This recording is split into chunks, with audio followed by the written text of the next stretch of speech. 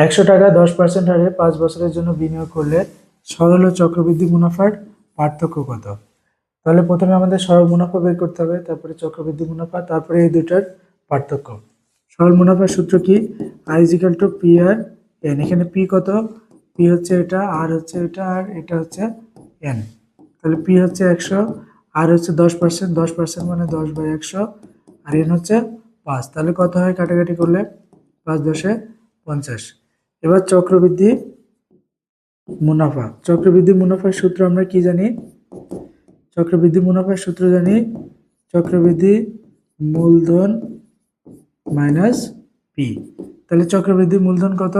P হচ্ছে 100, 1 plus আর মানে কত? 10/100 to the power n, n কত? 5 মাইনাস পি মানে কত? 100।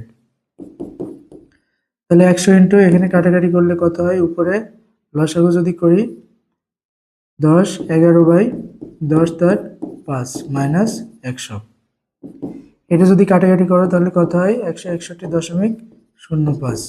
আমি একবারে লিখে দিলাম। তাহলে কত হচ্ছে? এটা থেকে এটা বিয়োগ করলে 61.05। তাহলে চক্রবৃদ্ধি মুনাফা বের হলো 61.05, আর সরল মুনাফা ছিল 50। এখান থেকে পার্থক্য মানে কি? দুইটার বিয়োগফল। তাহলে কত হয়? 11.05।